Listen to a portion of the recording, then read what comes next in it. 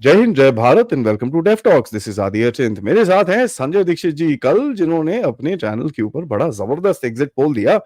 और मतलब ऐसा ऐसा एग्जिट पोल जहां पर मैं खुद देख रहा था। साहब मैं ये बता दूं, टाइम इज नाउ ये वो कर कुरा के पूरी आवाजें सुन के कान में रुई डालने के बाद मैं बोला यार कुछ पीसफुल वाला सुनते हैं, थोड़ा लॉजिकल बातें करते हैं। तो sir congratulations firstly on that.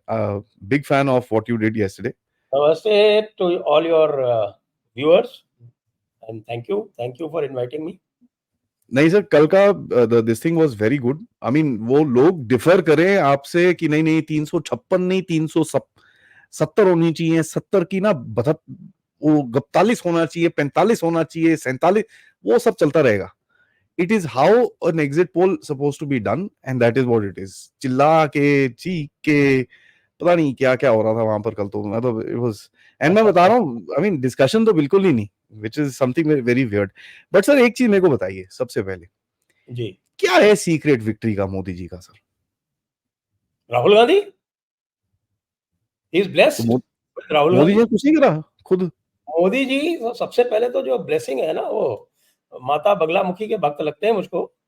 तो इसलिए माता बगलामुखी ने उनको वरदान दिया है कि देखो भाई, जब तक तुम जीवित हो तब तक तुम्हारे पास एक ये शक्ति रहेगी, विशेष शक्ति, इसका नाम है राहुल गांधी। और ये तो तुम्हें जो है वो बाई कंपैरिजन तुमको दिखाती रहेगी कि भाई तुम सुपर ह्यूमन हो, क्योंकि तुम्हारा जो मुख्य प्रतिद्वंदी है वो राहुल गांधी है। इस प्रकार का प्रतिद्वंदी देख देख के लोग कहेंगे अरे भाई, अरे मोदी जी को जिता दो, नहीं तो ये आ जाएगा। ये मोदी जी का सबसे बड़ा सीक्रेट है, सीक्रेट नंबर 1। सीक्रेट नंबर 2 तो है, देखिए आपको बताऊं मैं, कल मैं देख रहा था, कल तो एक बड़ा अच्छा ट्वीट आया सुशांत सरीन का। जी आप जानते हैं सुशांत जी को। तो सुशांत जी ने एक रेफरेंस दिया कि गुजरात की एक पुरानी जर्नलिस्ट हैं शीला भट्ट जी। जी उन्होंने कहा मुझको शीला भट्ट जी ने 2013 में ये कह दिया था कि अगर मोदी 2014 में जीत गया तो फिर ये कभी नहीं हारेगा। और उसका कारण उन्होंने बताया था कि this man has, number 1, he has the fire in the belly. वो और तो है। he has the fire in the belly, and he is completely focused. उसका जो अनडिवाइडेड फोकस है, और वो अनडिवाइडेड फोकस खाली चुनाव जीतने पर नहीं है। जैसा कि वो स्वयं कहते हैं, आपने कई बार सुना होगा कि मैं 4.5 साल काम करता हूं और 6 महीने राजनीति करता हूं। So that undivided focus on delivery, on performance, on work, on taking India forward, that single-minded focus on making India great, जिसको विश्व गुरु की बात वो कहते हैं कि भाई हमें विश्व गुरु बनाना है। वो भारत की जो परंपरा है, भारत की जो विरासत है, उसको ओन करते हैं। जी ऐसा करने वाला प्रधानमंत्री बहुत समय बाद मिला है। अटल जी भी थे, लेकिन अटल जी भी जो थे वो थोड़े से अपोलोजिस्ट थे। वो राजनीतिक थे सर, ये और अलग है। आप उसको राजनीतिक कह लीजिए, यार राजनीतिक तो मोदी भी हैं, लेकिन आपको यदि पुरानी बातें बताऊं, जैसे हमारे सीताराम गोयल जी जो हैं, मुझे पता नहीं कि आप उनको जानते हैं नहीं जानते। जी जी तो सीताराम गोयल जी ने अटल जी को finest disciple of Nehru describe किया। तो उनकी जो एक्सेप्टेबिलिटी थी, वो उनके एक नेहरूवियन, जो उन्होंने एक चोला ओढ़ रखा था, या लोग कहते हैं कि दिल से तो वो नेहरूवियन ही थे, बाकी उन्होंने भगवा चोला ओढ़ रखा था, ऐसा भी लोग कुछ कहते हैं। तो not to take away anything from Atal ji, he was also a जी जी ग्रेट मैन, लेकिन अटल जी में और मोदी में बहुत अंतर है। एक तो क्या है कि मोदी, जैसे मैंने बताया, सिंगल माइंडेड फोकस, और सिंगल माइंडेड फोकस के साथ साथ वेरी एस्ट्यूट पॉलिटिशियन, और रूथलेस। ये है। कि आप इसको स्टडी करें। देखिए एग्जिट पोल के भी 2-3 तरीके होते हैं। अब तो बहुत सारे लोग जो हैं वो मेरे मेथड की तरफ आने लगे, नहीं तो पहले जो थे ये लोग सैंपलिंग किया करते थे। पहले ये लोग जो है वो निकाला करते थे। देखिए उसमें क्या करते हैं कि साहब की जो स्विंग कंस्टिट्यूएंसीज़ हैं उनको निकालेंगे, फिर स्विंग कंस्टिट्यूएंसीज़ में जाके स्विंग बूथ्स पकड़ेंगे, फिर स्विंग बूथ्स में जाके स्विंग पॉपुलेशन पकड़ेंगे और ऐसे करके सैंपलिंग करके फिर उसको वो प्रोजेक्ट करते हैं सीट्स में। तो जो हुँ, वोट शेयर इनटू जो सीट कन्वर्शन होता है उसमें बहुत सारे लोग बल्कि हम कह सकते हैं कि मेजॉरिटी ऑफ द टाइम उसमें गलतियाँ होती हैं। जी, तो उसको करेक्ट करने के लिए पहले इन लोगों ने अपने सैंपल साइज़ेज़ बढ़ाने शुरू किए और बाद में फिर आजकल वो उस मेथड पे आए हैं जिसमें हम शुरू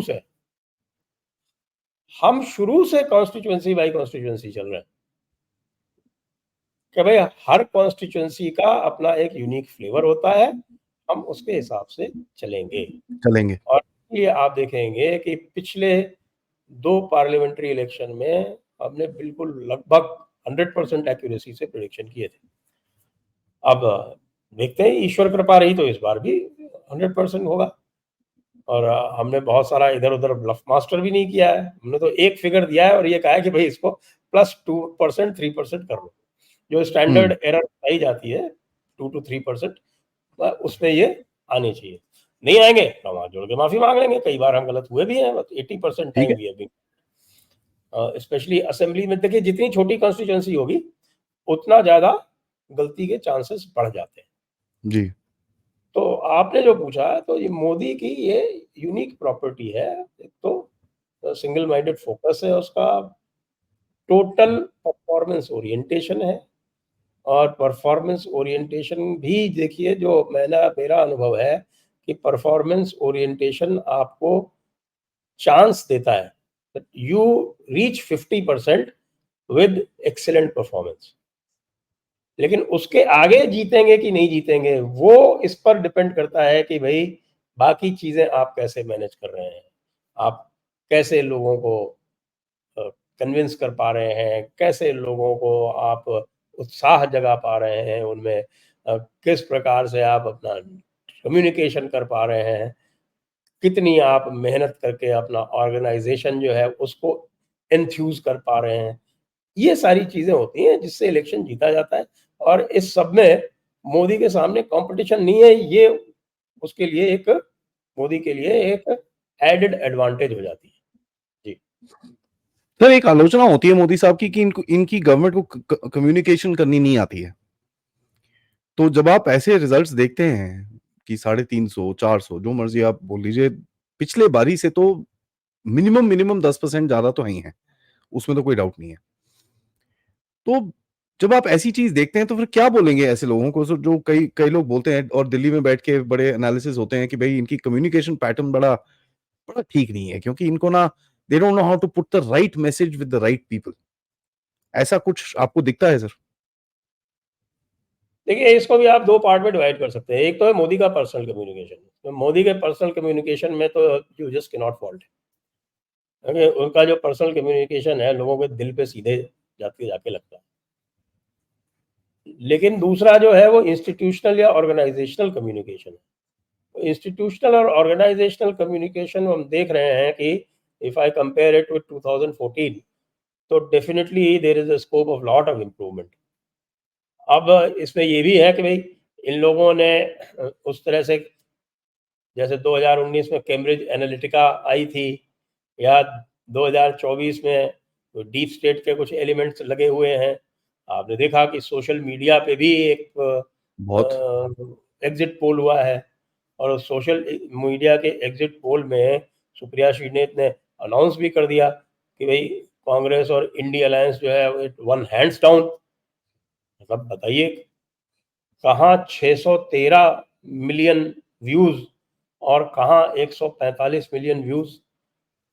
अब ये वो भूल गई हैं कि भाई सोशल मीडिया के जो व्यूज हैं वो डायरेक्टली ट्रांसलेट नहीं होते क्योंकि सोशल मीडिया के जो व्यूज हैं वो मैनिपुलेट किए जा सकते हैं, ईवीएम्स मैनिपुलेट नहीं की जा सकती। जबकि मुझे पता नहीं कि ये किसी कल्पना लोक में जी रहे हैं, किसी खामख्याली में हैं, क्या है, तंद्रा में हैं, निद्रा में हैं। ये सोच रहे हैं कि साहब की जो सोशल मीडिया के व्यूज़ हैं वो तो रियल है, और जो ईवीएम्स हैं वो हैकेबल है। हम्म, अब किसी का सिस्टम इतना बिगड़ जाए और वो इतने अंधेरे में जीने लगे तो वो जीतने की तो सोच भी नहीं सकता। वो तो सर एकदम मजाक था। आई मीन एक एक बारी मैंने इन्हीं लेडी को सुना था किसी एक इंडिया टुडे के फोरम में बोलते हुए कि भाई the likes and retweets on Rahul Gandhi tweets are much higher than Modi's. और मैं देख रहा हूँ यार कौन सी चीज सिर पे आके गिरेगी, because this can't be real life.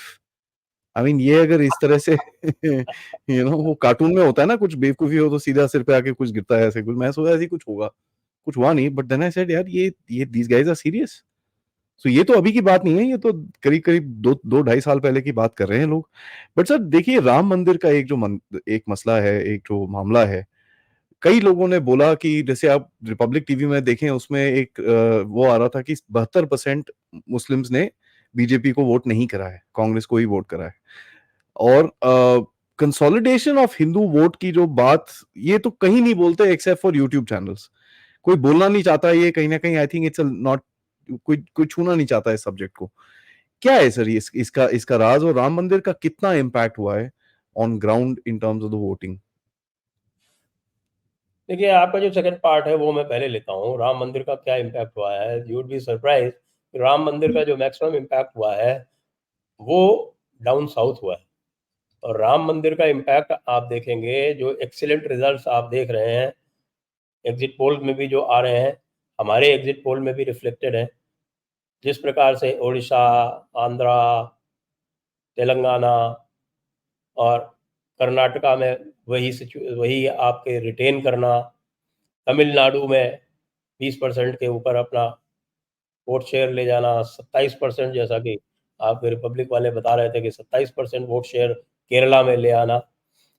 ये जो है राम मंदिर का असली सेंटिमेंट जो है वो आपको डाउन साउथ देखने में मिलेगा, क्योंकि नॉर्थ तो पहले से ही सैचुरेटेड है।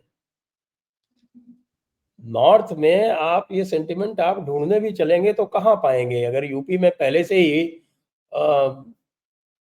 पूरा का पूरा उन्होंने 65 से 66 सीटें जीत रखी हैं, तो उसमें अगर राम मंदिर का आप देखेंगे भी कोई सेंटिमेंट तो आपको डिसर्नेबल डिफरेंस नहीं मिलेगा। हम्म। आपको डिसर्नेबल डिफरेंस राम मंदिर, अच्छा ये ऑन द ग्राउंड है, क्योंकि हमने इसको फ्लैग किया था, अपनी एनालिसिस में फ्लैग किया था।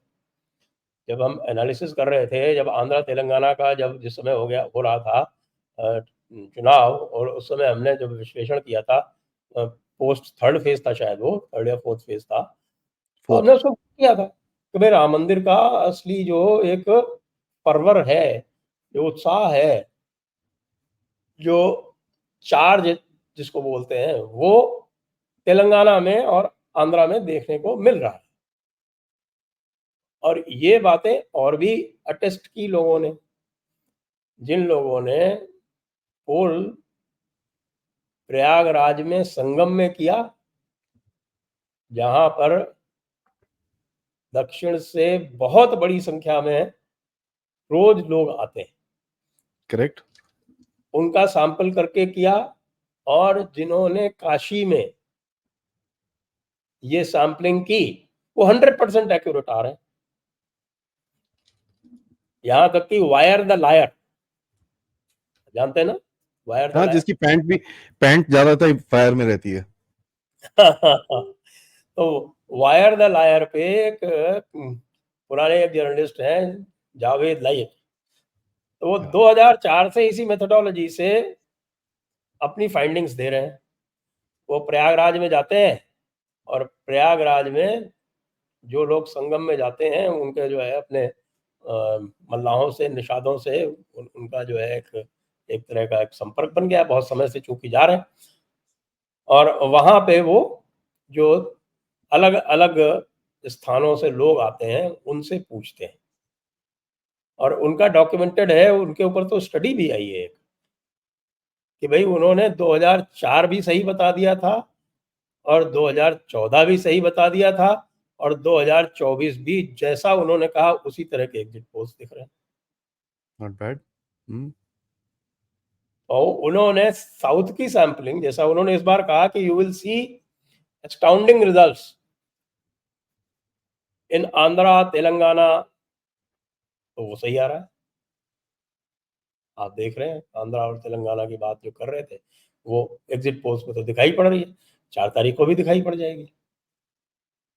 तो राम मंदिर का जो इम्पैक्ट है, असली इम्पैक्ट है, जो अस्मिता है, जो थोड़ी-सी मुझे लगता है कि ये जो एक प्रकार का एक आवरण डाल दिया था द्रविडियन मूवमेंट ने, वो जो वहाँ से उठा है, तो आपको वहाँ साफ दिख रहा है। कोशिश तो नॉर्थ बहुत में करी आपको सर। क्या है, क्योंकि वो बहुत पहले से है ही। आप यदि अवध में चले जाएँ, तो अवध में कहीं भी किसी भी जगह पे आप जाएँगे तो आपको लोग जो हैं वो रामचरितमानस गाते हुए मिल जाएँगे।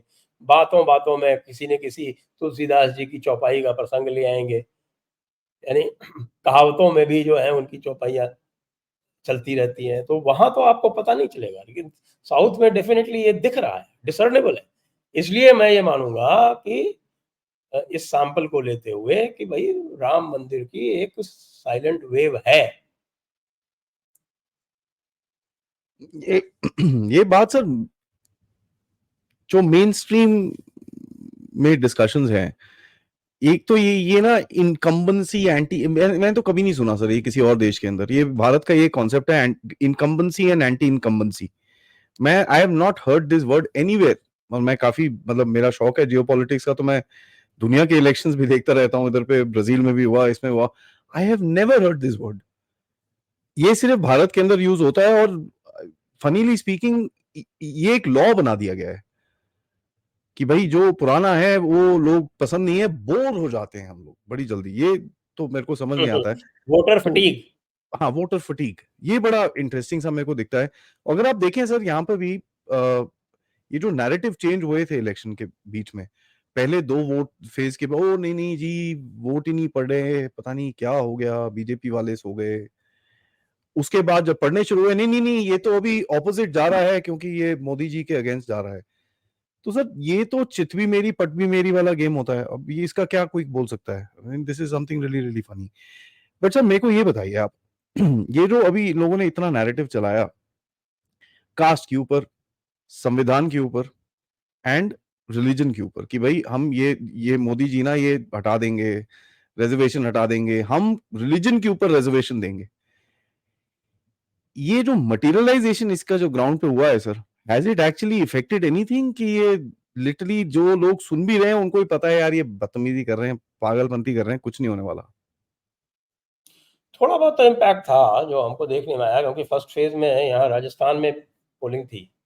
जी। तो Rajasthan being my home state, तो यहाँ मुझको दिखाई पड़ा specially the elites among the scheduled caste particularly.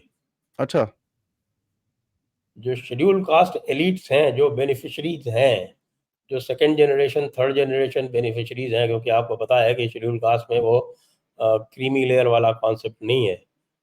यहाँ पर एक आईएएस, शेड्यूल्ड कास्ट आईएएस का जो बेटा-बेटी है, उसको भी रिज़र्वेशन मिलता है। मिलता है, हाँ हाँ। तो इन्होंने बाकायदे ये मुहिम चलाई।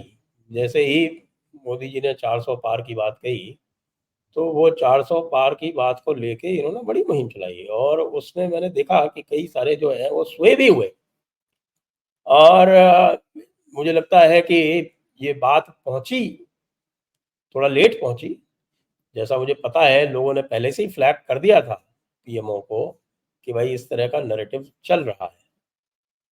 तो वो यहाँ कम से कम राजस्थान में तो हमें दिखा पहले राउंड में कि इस तरह की बात चल रही है, उसका फ़ायदा भी उठाया कांग्रेस ने। बहुत ज़्यादा अंतर नहीं पड़ा। लेकिन हाँ, जैसे 25 out of 20 Rajasthan was like a fortress like Gujarat. Hmm. Hmm. तो फोर्ट्रेस में ब्रीच तो हुआ, लेकिन उसको करेक्ट कर लिया इन्होंने, क्योंकि जो वो पूरा का पूरा नैरेटिव था, वो फेक था। आपको भी पता है कि खाली ये कहने से कि भई 400 से ज़्यादा हम लाएँगे, उससे जो है वो संविधान कैसे परिवर्तित हो जाएगा? संविधान परिवर्तित करने के लिए आपको जॉइंट सिटिंग नहीं चाहिए। संविधान परिवर्तित करने के लिए जो संविधान के जो प्रावधान है, उसके अनुसार आपको हम उससे कर सकते हो। अलग-अलग 2/3 आपको पास करवाना पड़ता है। तो वो यहाँ 400 ले भी आए, उससे क्या अंतर पड़ेगा? 2/3 उनकी राज्यसभा में तो नहीं होंगे।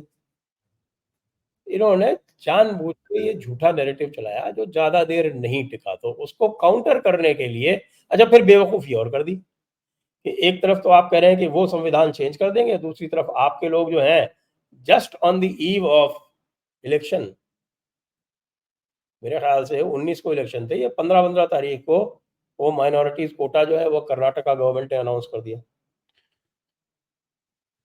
तो नेचुरली ये आप ऐसा काम कर रहे हैं जो असंवैधानिक है और आप माइनॉरिटीज़ को पता नहीं क्या-क्या आपके मैनिफेस्टो में जो है वो दे रहे हैं, सुविधाएँ।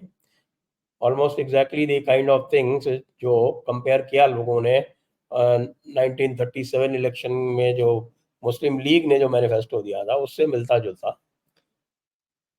तो आपने मौका दे दिया दिखाने का और बाद में कुछ लोगों ने राहुल गांधी ने स्वयं कहा कि भाई हम संविधान परिवर्तित करके और ये करेंगे, हम 50% से ज़्यादा कोटा बढ़ाएँगे। तो संविधान परिवर्तित करने की बात तो राहुल गांधी कर रहे हैं और ब्लेम दूसरों को कर रहे हैं। तो भाई आज के ज़माने में वो दिन नहीं है, एक ज़माना था जब देवीलाल जी और इस तरह की बातें कह दिया करते थे कि अरे भाई देखो ये सारी की सारी तुम्हारी जो पानी है, इन्होंने इसमें से बिजली निकाल ली है, तुम्हारे पास जो पानी हाँ, आ रहा है है, है। इसमें पावर नहीं है, इसीलिए तुम्हारी फसलें ठीक नहीं हो रही हैं और इसको सुन के लोग वोट दे दिया करते थे। एक मणिराम बागड़ी थे, उन्होंने भी यही किया था। जी, तो जी, ये जी। इस तरह की चीज़ें किसी ज़माने में चल जाया करती थी। आज हर व्यक्ति जो है वो स्मार्टफ़ोन या फ़ीचर फ़ोन लेके घूम रहा है। उसके पास एक ओवरडोज़ है इन्फॉर्मेशन की और उसमें से वो अपने निष्कर्ष निकालता है। तो राहुल गांधी और इंडी अलायंस ये अभी भी उसी युग में जी रहे हैं, जब ये सोचते हैं कि झूठ बोल के काम चल जाएगा, लोगों को बेवकूफ़ बनाया जा सकता है। ना, वो पुरानी बात याद आ जाती है ना कि you can fool some of the people all the time and you can fool all the people some of the times, but you cannot fool all the people all the time. All the time. वो तो correct बात है sir आपकी, क्योंकि कहीं न कहीं ये जो नैरेटिव चलते हैं। अब एक चीज़ और देखी मैंने कि इस बारी लोगों ने नैरेटिव जो भी चलाए, बीजेपी ने जो भी नैरेटिव चलाया, उनको सस्टेन करा सर। आप वही आवाज़ ब चारों तरफ से सुन रहे थे। सस्टेन करा। नैरेटिव खैर थोड़े वीक थे, they could have played a stronger hand, but sustain करा। जो भी कर रहे थे, दे सस्टेन्ड देमसेल्व्स। व्हेयरएज़ ऑपोज़िशन में रोज़ एक नई चीज़ लेके खड़े हो जाते थे। क्योंकि आई मीन जो लोग आपके चैनल देखते हैं, जो लोग नैरेटिव्स में विश्वास करते हैं, कभी-कभार मैं भी उनके बारे में बात कर लेता था। बट ये जो डेली का शिफ्ट होता है ना सर नैरेटिव का, ये कितना आई मीन कर क्या रहे हो भाई? नया तीर निकाल के रोज चमकता हुआ डिचकियाओ, अब वो जब तक डिचकियाओ होता था, नया तीर निकाल के फिर एक और डिचकियाओ, तो तीर जो आगे जा रहा है उसके पीछे जाके वो जो पुराना वाला नया वाला तीर उसको ही मार देता था। तो ये अपना नैरेटिव खुद तोड़ रहे थे। ये मेरा आता एनालिसिस रहेगा, है। कभी कोई कोई वेल्थ रीडिस्ट्रीब्यूशन आ गया। अब हुँ, आप इसी का एक ले लीजिए, केस स्टडी ले लीजिए कि भाई वो सैम पेट्रोडा ने वेल्थ रीडिस्ट्रीब्यूशन की बात की जी, जी। और वो वेल्थ रीडिस्ट्रीब्यूशन जो है वो ऑफिशियली कांग्रेस पार्टी ने मना कर दिया, उनसे रेजिग्नेशन ले लिया।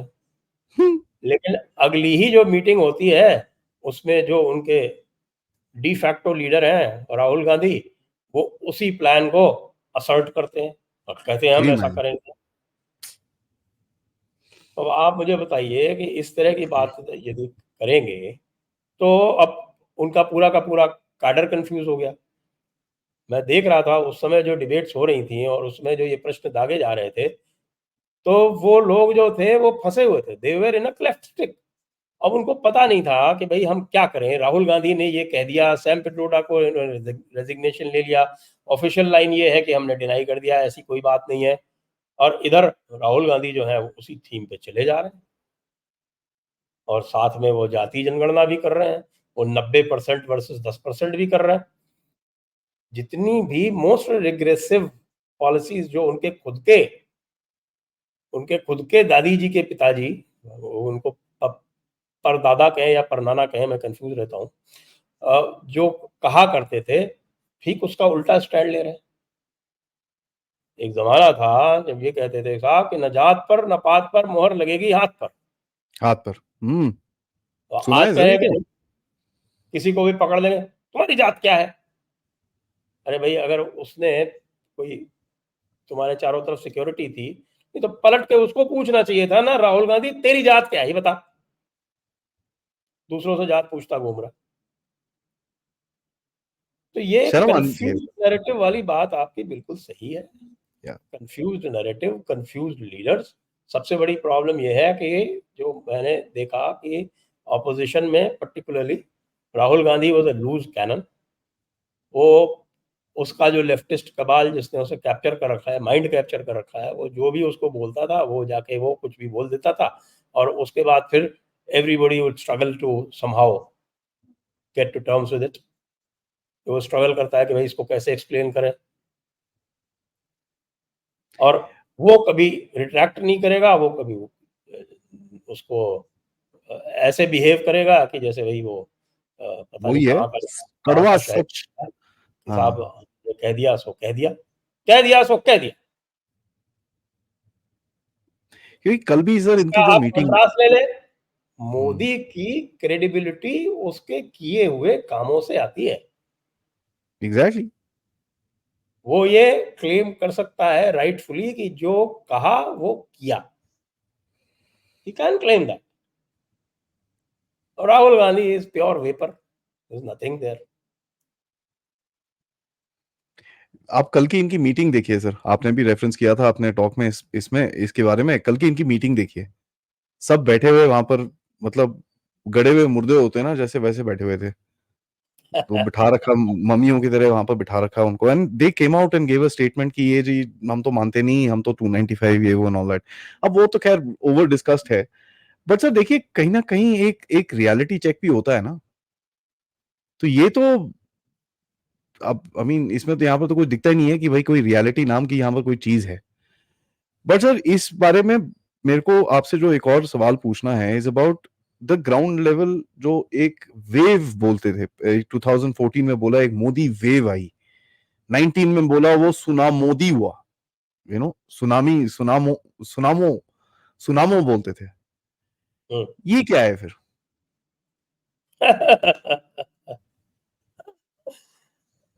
देखिए, जब चुनाव चल रहे थे 2019 के, तो उस समय जो बातें कही जा रही थी उनको हमने कई बार फ्लैग किया है अपने डिस्कशंस में।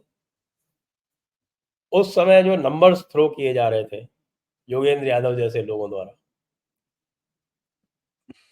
बिल्कुल यही पैटर्न, बुरी तरह से हारे उसके बाद भी। अब भाई मेथोडोलॉजी चेंज तो कर लो, आप वही मेथोडोलॉजी लेके चल रहे हो, तो नेचुरली जब आप ये कहते हो कि साहब इनकी तो 240 से 60 सीटें आएंगी और एनडीए की 275 से वो आएंगी, ये आप कह रहे हैं ऑन रिकॉर्ड, तब हम पीछे उठा के देखते हैं कि 2019 में आप कह रहे थे कि इनकी 170 से 180 आएंगी, तब 303 आई। अब आप 240 कह रहे हैं, तो इसका मतलब 350 आएंगे। लॉजिक तो वही बोलता है ना सर। लॉजिक तो यही बोलता है। उसी तरह के झूठी बातें करना, बनावटी बातें करना, लोगों को बेवकूफ़ बनाना कि साहब ऐसे हम सेंटिमेंट क्रिएट कर देंगे, हम ये अगर फैला दें लोगों में कि भाई मोदी चुनाव हार रहा है तो लोग मोदी से दूर चले जाएंगे। यहाँ उल्टा हो रहा है, लोगों को यदि आप ये भ्रम फैलाते हो कि मोदी चुनाव हार रहा है तो वो और उमड़ के आते हैं कि नहीं नहीं नहीं, मोदी नहीं हारना चाहिए भैया, मोदी चुनाव ना हार जाए। आप देखो हम्म। लगातार इम्प्रूवमेंट हुआ है ग्राफ, जो वोटर टर्नआउट का जो ग्राफ है वो लगातार इंप्रूव हुआ। पहले राउंड से लेके, पहले राउंड में 3% की डेफिसिट थी, वो आते आते छठे राउंड तक वो प्लस में होगी, पांचवें प्लस राउंड में में। ही प्लस में, जी। छठे राउंड में भी प्लस में रही। क्योंकि लोग एक और इम्पोर्टेंट चीज भूल जाते हैं कि भाई जो भी अभी दिए जा रहे हैं आपके फिगर्स, वो विदाउट पोस्टल बैलेट है, और आप जिनसे कंपेयर कर रहे हैं वो विद पोस्टल बैलेट है। नॉर्मली करीब 0.2% का गैप रहता है, लेकिन इस बार वो गैप और भी ज़्यादा रहेगा, क्योंकि इस बार सीनियर सिटीजन्स वगैरह को भी पोस्टल बैलेट से वोट करने का एक एक उनको फैसिलिटी दी गई है। तो पोस्टल बैलेट्स इस बार ज़्यादा होंगे, 0.3 टू 0.4% डिफरेंस तो वहीं आ जाता है। हम्म। ये भी लोग भूल जाते हैं। और उसके बाद फिर आप देख रहे हैं कि लगातार वो बढ़ता गया, और जब छठे राउंड तक ये क्लियर हो गया कि भाई ये तो मामला साफ है, तो अभी छठे राउंड के फाइनल फिगर नहीं आए, लेकिन they are almost at par. अभी मुझे करीब 1.5% की कमी दिख रही है, लेकिन मुझे लगता है कि वो पूरी हो जाएगी या 1-2% की कमी रह जाएगी। लेकिन छठे राउंड तक तो ये क्लियर हो गया था ना, जब जयराम रमेश ने कहा था ना शायद, जी।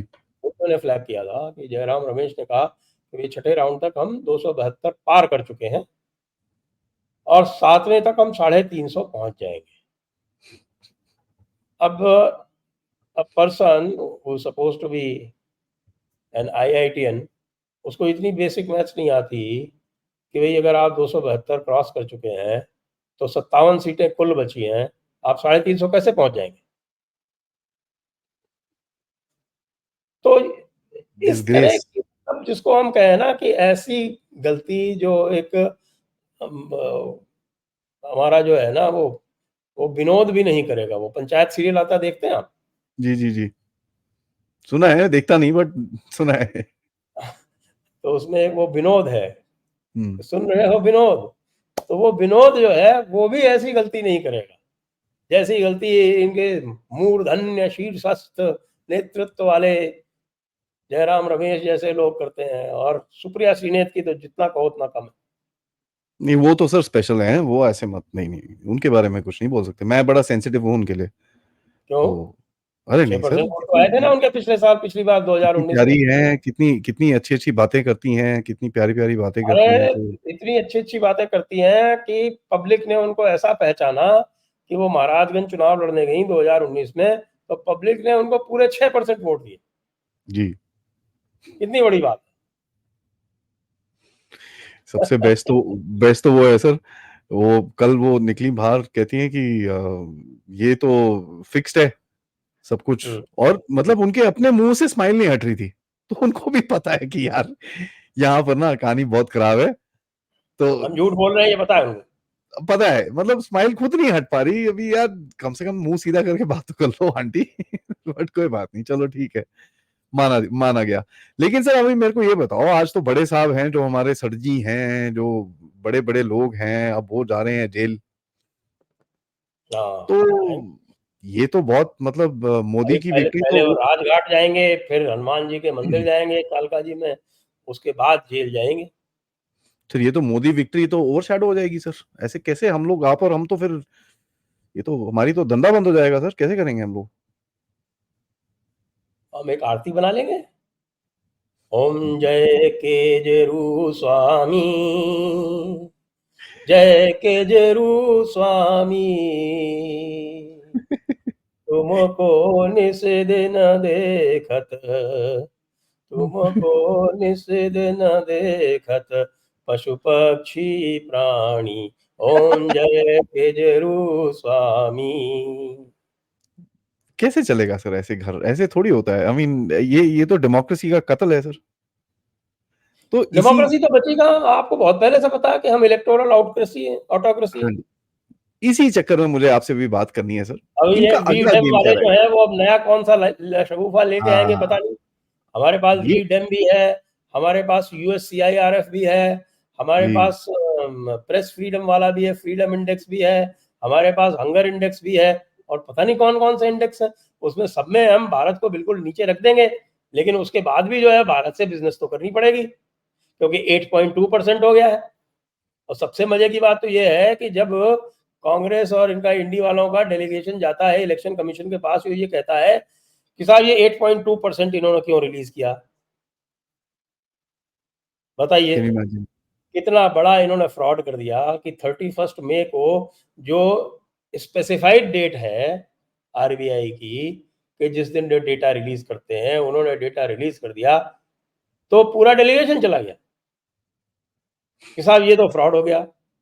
कम से कम ये नहीं कहा कि ये 8.2% फ्रॉड हो गया, कि साहब इन्होंने डेटा कुक कर लिया। ये तो नहीं कहा कम से कम।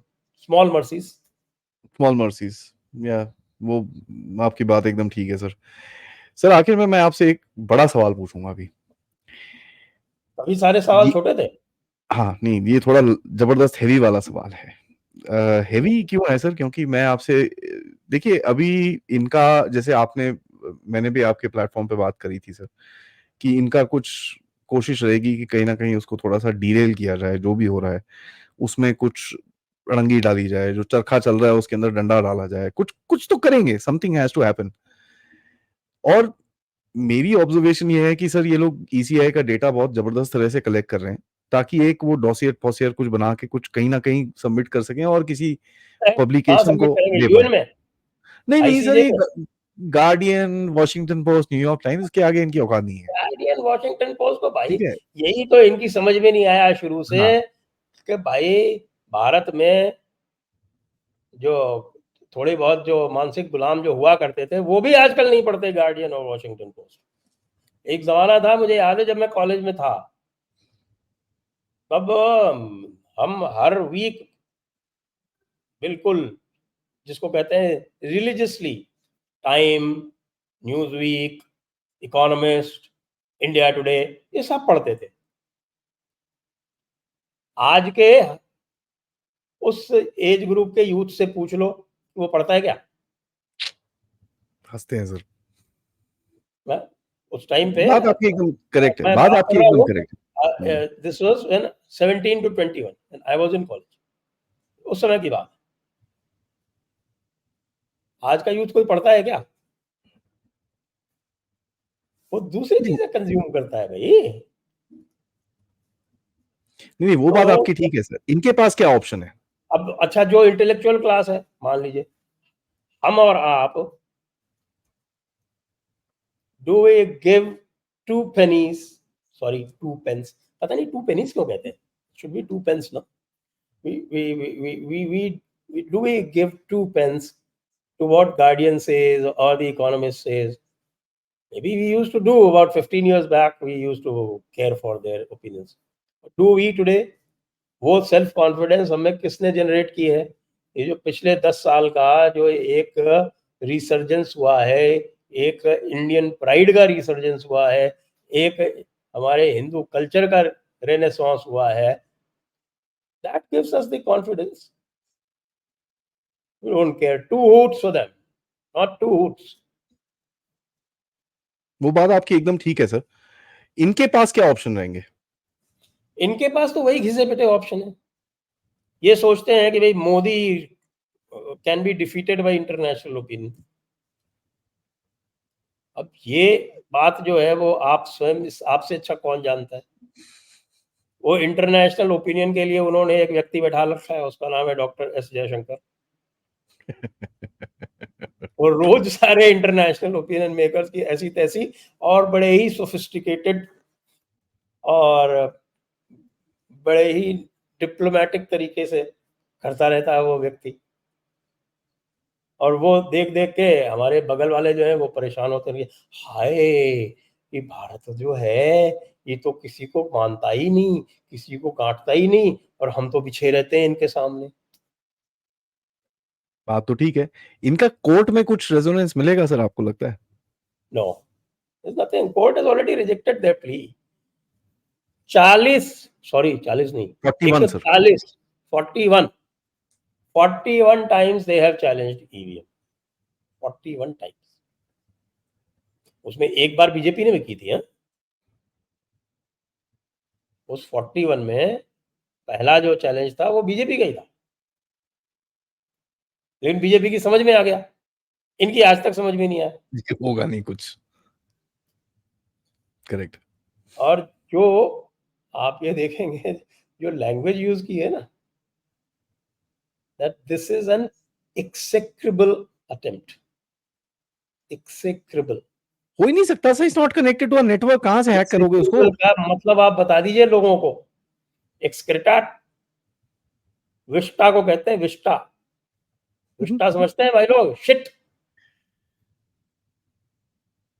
Can you imagine? This is what has been so said but ये कोर्ट फिर भी में लगे हुए ये हैं। भाषा यूज की है इनकी, इसकी एक्सेक्रेबल अटेम्प्ट। तो इनका भी नया नैरेटिव है रिगिंग सर। जयराम हाँ, रमेश का भी एक ट्वीट आया रिगिंग, कि भाई रिगिंग, रिगिंग चल रही है।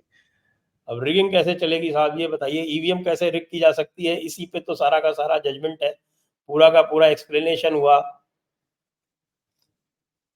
कि these EVMs cannot be rigged. क्यों? Why they cannot be rigged? क्योंकि भाई लोगों को, मुझे नहीं लगता कि राहुल गांधी को थोड़ा बहुत भी इलेक्ट्रॉनिक्स आती होगी। उनको ये नहीं पता कि भाई फ्यूज्ड सॉफ्टवेयर या हार्ड वायर्ड क्या होता है और प्रोग्रामेबल क्या होता है।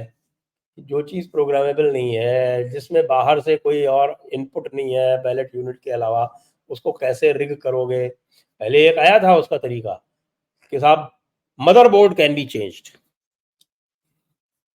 ये 2014 के आसपास, उस टाइम पे मैं आई was in the I was observer for Anantapur Sahib, और जो स्टेट लेवल कमेटी होती है एक, उसका मैं मेंबर था, because I was the senior most also in that lot. तो उसका मैं मेंबर था। वहाँ ये इस तरह की बार बार बात आया करती थी, इस तरह की शिकायतें। तो उन शिकायतों को हम डील करते थे और उनको समझाते थे, भैया कहाँ की फालतू की बातें लेके घूम रहे हो। मदरबोर्ड कैसे चेंज होगा? मदरबोर्ड चेंज करने के लिए एक्सेस तो चाहिए। तुम कितनी ईवीएम्स का मदरबोर्ड एक साथ चेंज करके कर लोगे? अच्छा, अब क्या किया बाद में, ये जो मदरबोर्ड वाली जो जो किस्सा था कि साहब मदरबोर्ड चेंज कर देंगे हम पूरा, तो मदरबोर्ड चेंज करने के लिए कितना समय चाहिए? आप बताइए, आप तो जानते हैं ऐसा सिस्टम। सर ये तो मेरे को कल ईवीएम का सरप्राइजिंगली मदरबोर्ड पता है। करना है तो अगर एक्सपर्ट से भी एक्सपर्ट होगा तो घंटा भर तो लेगा, कम से कम। अब ये बताओ, चारों तरफ सीआरपी लगी हुई है। मैं तो ये कहता था कि यार ट्राई कर ले जरा, एक ईवीएम ला के उसका मदरबोर्ड चेंज कर, तो ईवीएम को हाथ लगा के दिखा दे, गोली लगेगी सीधे। कैसे कर लोगे यार तुम मदरबोर्ड चेंज? पोलिंग के बाद तुम मदरबोर्ड चेंज कर लोगे या पोलिंग होते हुए मदरबोर्ड चेंज कर लोगे? कैसे कर लोगे? अब उसका भी इलाज कर दिया भाई उन्होंने।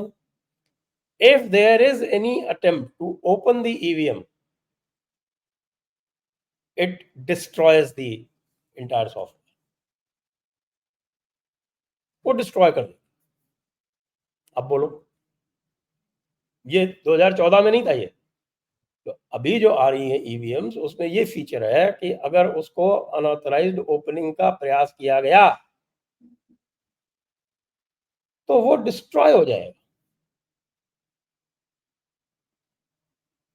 ये बढ़िया है।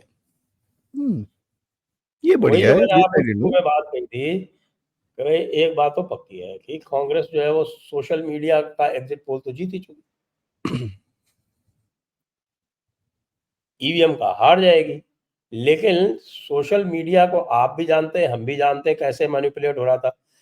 हम उसके रिसीविंग एंड पे थे, हम और आप। और जैसे ही कैंपेन खत्म हुई है, we suddenly see the changes again.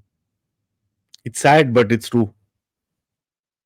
Yes, it's sad but it's true. How social media can be manipulated? Social media can be manipulated because it is remote controlled, it is hackable, it can be manipulated.